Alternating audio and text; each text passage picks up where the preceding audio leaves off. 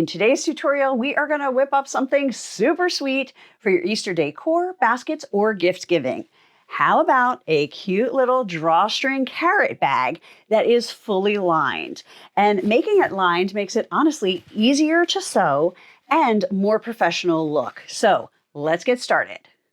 Let's start with the supplies that you need to make these super cute carrot drawstring bags. And you can, of course, use the same fabric on the outside and the inside like I did with this. So it has the birds and the dots on both sides. But you can also, especially if you're using scraps, do something different. So I have the flowers and these stripes, which I love how they're coming up, kind of gives that grass feel, even though it's aqua, not green. And then I did dots and dots on the inside because that's what I had that was the size. And so for this tutorial, I'm going to use two different fabrics. I'm going to use the same for the top. And this one I borrowed from my spring barn quilts because I liked the green and I wanted to do one traditional green.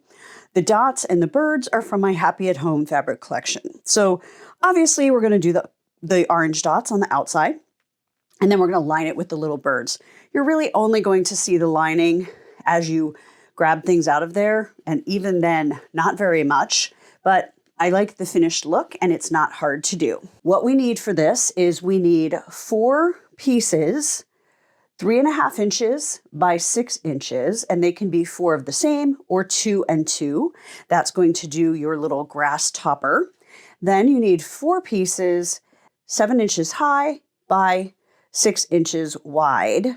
And they can either be 4 of the same or 2 and 2. Then you're going to need 2 pieces of string, either twine or a narrow ribbon. This channel is going to be about 1/2 inch, so you don't want to do anything too large. If you want something a little bit bigger, just make sure you make this channel wider so that you're going to be able to fit whatever you want in there. The beauty of sewing, right? You can adjust what you want. I also recommend a turning tool, or you could use like a pen as long as you don't have it open, something to help you when you're turning these to get this point pushed out that isn't going to go through your fabric. Then for this size channel, I recommend a regular size safety pin, not a quilting safety pin. Those are a little bit big.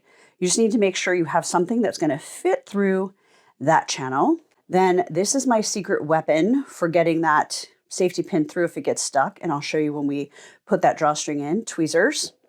I'm also, if you've watched many of my videos, huge fan of the heat erasable pen. I'm going to be using that, rotary cutter, ruler, mat, and some clips, ironing board, sewing machine, thread. So those are the materials I'm going to use. Let's get started. The first step is going to be to get our carrot fabric, the outside and the lining, to a carrot shape. There are 2 ways to do that. The first way would be to take your fabric, fold it in half, and that's going to help you find the center, and then either line it up on your grid, or you can just measure down 1 inch. And this is the outside raw edges, the 2 raw edges together. We're going to measure 1 inch down. And then we're going to take the ruler and we're going to go between that mark and this bottom point at the fold, and we're going to cut. So now we have a carrot shape. So that is one way to do it. You would just repeat that process for the other 3 pieces. Or if you want to do them all at once, and this is usually what I choose to do, you want to make sure you get them lined up really well, as in get all those edges matched. Oh, and if you have directional fabric, make sure you have it in the correct direction so that your birds aren't flying upside down inside your carrot. So I have these all lined up. This is the top, this is the bottom. And I'm just going to look at my grid. I'm going to put a little dot 1 inch down on both sides, a little dot at the 3 inch mark, because this is 6 inches wide. And then I'm just going to take my ruler and go in between those dots on both sides, and I'm going to cut all 3 fabrics. I normally will do all 4 at the same time. If your rotary cutter is dull, you're going to have a hard time getting through all 3 of those fabrics. Okay, so we have carrot shapes for the inside, carrot shapes for the outside. We have our 4 tops. So the next thing we're going to do is we are going to sew the green to the orange. And you'll notice my green is slightly directional because it has windmills on it. So I'm going to make sure that's going in the right direction. Then I'm just going to fold that down. And I'm just going to grab some clips. I'm going to clip that together. And we are going to sew all 4 of the green pieces on top of the carrot pieces with a 1/4 inch seam. Now we need to press these seams. And one good idea when you're sewing is to just go over your seam before you press it open. That just helps make that flatter. It flattens the stitching and the fabric, and you're going to get an even flatter seam if you just take the time to do that simple press.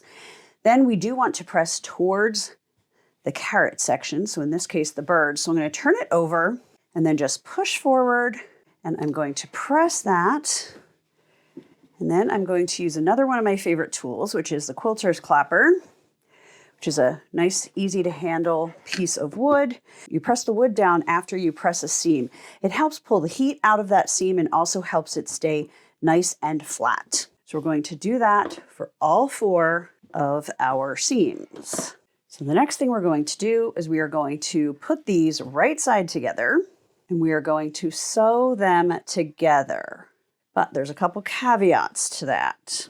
For the outside, we are going to sew with a 1/4 inch seam all the way around. Sometimes when you get these weird angles, it's a little hard to just judge that with your sewing machine. So I'm going to show you a little trick that I like to use sometimes, and that is great to use if you're teaching someone to sew. I'm going to just draw these lines right on there. So all I have to do is follow the lines, and I'm going to know that I'm a 1/4 inch. And I'm using this Riley Blake's 1/4 inch plus ruler, which I just love. So the blue is a 1/4 inch. You don't have to look at the little lines. You just know, okay, if I have that blue edge lined up, and I am literally going to draw that line on. I'm going to do it all the way around. And like I said, this is great if you're teaching someone to sew, or say you have a child that's just learning to sew and they want to make something cute. This is a great project for them. And if you draw these lines, it's going to give them that confidence that they know what they're doing. They know exactly where to turn, where to sew, and they're going to have a good time and have success. And don't worry about what color, because again, this is a heat erasable pen. So here's what happens when we put heat on that. It disappears. Now I'm going to use some fabric clips. You can pin this or clip it, totally up to you. Have you ever tried fabric clips? Are you a fan? When I have to do things that are a little bit more precise, I usually pin. But for something like this, I am a clip girl. Let me know in the comments what you like to do. Now we're going to take the lining. Here is where we get a little bit tricky, and where it's really good idea to draw your lines, no matter how much you've sewn. You know how it's cut like that? From there, these 2 sides, we want it to be sewn with a 1/4 inch seam, because we need it to be the same as the outside for when we sew that top edge together. So I'm going to draw the 1/4 inch on either side. But because this is going to be the lining and it's going to go inside this, and it's so pointy, there's not a lot of room down here, we want a little bit of a bigger seam on the pointed part. We want it to be 3/8 of an inch. So you have 2 different size seam allowances on your lining. That's why I find it definitely easier to draw this on. And you want to leave a few inches open for turning. So I'm just going to not draw on a few inches so that I remember when I'm sewing, oh, stop there, stop there. Flip that, and we're going to take it back to the sewing machine, and we are going to sew both the outside together and the lining together. It is so easy to know where to turn on that tight point when you have it already drawn on there.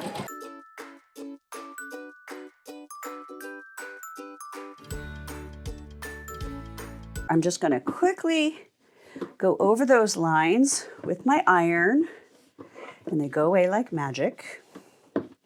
Plus, I love it. It's so much fun. Next, we need to trim our points, because there's very little room here and there's a lot of fabric. So if we didn't trim this, there's no way we would get a decent point so that it would look cute like this, like our carrot. So what we're going to do is we're going to trim pretty close to the stitching, trim down the one side and up the other side. So see, I cut quite a bit off so that now it's going to be a lot easier. You can even do a little bit more. It's going to be a lot easier to get that turned and get a nice point. So we want to trim that on both the outside and the lining. But then remember, down in this angled carrot part, we have very big seam allowances. So I am just going to trim them down a bit too. So it's open from here to here. So I'm not going to trim there because I want to have that fabric to fold under so that I can then sew that together. So I just kind of trim above and below the opening for turning. Now we need to press open these seams. We're just going to press open the green part and down to the edge of the orange. Fold this kind of in half, get that open, do that and press. And you've probably noticed I'm using my little Cricut mini press, which is usually for crafting, but I love it for small projects and for small quilt blocks. I use it a lot when I don't need to be pressing big pieces, because then you don't have this huge iron in the way. You're not steaming yourself as much. You can really see what you're doing. Next, we are going to turn the outside right side out. This is where I'm going to use this cute little Riley Blake turning tool. You could also use a little dowel rod. You could use the end of a pen, as long as something that's got some point to it, but not pointy. And always, always, always go kind of slowly and kind of rub along those seams, because if you push really hard, this blue thing could end up popping right through your fabric and make you really sad, because then you'd have to create another carrot. So just really gently get that out as much as you can. And then I usually use it to kind of run along those seams, help get those points out. So we have the lining with the hole to turn it right side out, still wrong side out, this right side out. So I'm going to put the lining inside, and it doesn't really matter how it's fitting. Our goal here is to line up the top edge. So we want to line up the seams on both sides and put a clip. So seams and those top raw edges. Then I'm just going to kind of put my fingers like that. And because we did the same seam allowance on the lining and the outer bag on this top part, this lines up perfectly. If you had done a 3/8 inch seam allowance on the lining, you would have had more fabric on the outer bag, and it wouldn't have lined up so nicely. It would have bunched a little bit. So that is why we had two different seam allowances on the lining. So I'm just getting all these raw edges lined up, and then we're going to take this back to the sewing machine, and we're going to sew all the way around the top. Now we are going to turn this right side out through the hole in the lining. I'm going to use my turning tool again, and I'm going to press the point out on the lining. I'm just going to run it along those seams, get that side out. Now we're going to press all the way around to get these seams opened all the way, and also to turn the seams under on the section that we used for turning. And then you can either hand stitch or machine stitch that closed. Now we are going to take the lining and we are going to put it into the outer bag at that seam on the green. And we're going to press that next. Just want to get a nice crease there. And you know what I like for nice creases. Can top stitch up here if you want to. I usually don't. I just leave it pressed. And the next thing we're going to do is we're going to sew, let me just show you, these two channel lines. Now, if you have a sewing machine where you can take the arm off and pretend this is your sewing machine, and you can put this on here and you can go like that, then you're just going to leave the outer bag on the outside, and you're going to sew close to this line, and then about a 1/2 inch up from that, two channels like that. But if you have an industrial machine like mine where you can't do that, we're going to draw lines on here, and then we're going to turn it inside out so that we can follow those lines. We don't want to follow the lining lines because it doesn't necessarily mean we're going to hit just right on the outside, and we want the outside to look good. So I'm going to again grab my ruler and my heat erasable pen, and I am going to draw where I'm going to sew. So the first one I'm going to do is really close to where that seam line is, barely 1/8 of an inch up. I'm going to draw a line on both sides, which basically is all the way around. And remember, you're going to be able to just hit that with heat and it's going to go away. So don't stress that you're drawing on the outside of your bag. Then we're going to go up a little bit more than 1/2 inch from that line, and we're going to draw that again. So we know where our second line is going to be. And if you want to be even more precise, you can go across that seam to make sure that that line is going to be lined up. So I just do a little bit past the seam and then connect those lines. All right, so again, if you have a sewing machine where you can do this, you're just going to take it like this. You're going to sew on these two lines. And when you get to these two seams, you're going to double back, go back and forth, just to reinforce, because we are going to use a seam ripper and we're going to open that to make our drawstring channel. But because I have the kind of sewing machine where I have to work a little bit harder because I have to work from the inside, I'm going to turn this the opposite direction, and I'm going to have to do this and sew along those lines. Now I've turned my right side out again so that the outside of the bag is up, and I'm just going to quickly iron over the lines that we drew. We just want to get those pen marks off before we put our drawstring in. The next step is to create our channel for our drawstrings. So to do that, you're going to take a seam ripper. This one is my favorite, Cindy's little seam ripper, the owner of Riley Blake, and it fits right on your finger. And what you're going to do is you're going to really gently pull the stitches out of the seam, only of the outer fabric. You don't want the seam open here, just the outer seam. And only in between these stitches that we just did. Just be really patient with this step so that you don't motor through your channel. But that's why we doubled back here, so that these seams are still going to be caught really well. Okay, so we have both sides open. Now we have 2 pieces of twine, and I recommend cutting these 20 inches or a little bit longer. Some people would say to do 15 or 16, but my feeling is have it longer so that it's easy to thread through, easy to tie, and then you can just trim it to the size you want instead of fussing with things that are just about the right size. Plus, you're going to need to put a knot and put it as close to the end as possible. You need to put a knot so that your safety pin has something to hold on to. And I'm going to start on either side, and I'm going to go all the way around. So I'm going to put the twine in and out the same side. It gets tricky on these sides because sometimes it gets caught under that fold.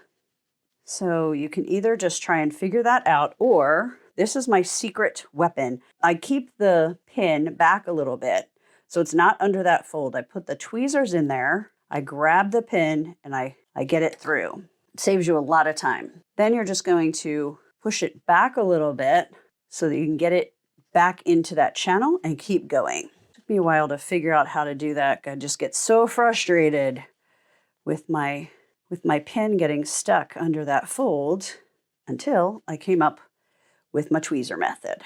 So we're back to where we started. So this time I'm going to pull it all the way out. I'm going to take it off. I'm going to cut that knot off. I'm going to even up the ends of that thread. Pull it so that it's even and so that it's fully apart, and then I'm going to knot it wherever I want it. As long as you have that flat, you really don't need a lot more length on the outside. So see, we had lots to work with, and now I can just trim that. Now I'm going to do the same thing starting on the opposite side, because you want 2 drawstrings, but you want each of them to start on opposite sides, so you can go like that. Have you ever used tweezers for this? I just use my hand to push that out. You want to make sure it's all the way open before you decide where to put your knot. So what would you use these carrots for? You could put treats in there and put them in an Easter basket. You could just fill them with a little stuffing and use it as a decoration. You could use it as a gift bag to give to friends or neighbors or grandkids. So let me know in the comments what you would do with these. And if you make them and share them on social media, be sure to tag me so I can see what combinations of things that you did. So happy sewing and happy Easter.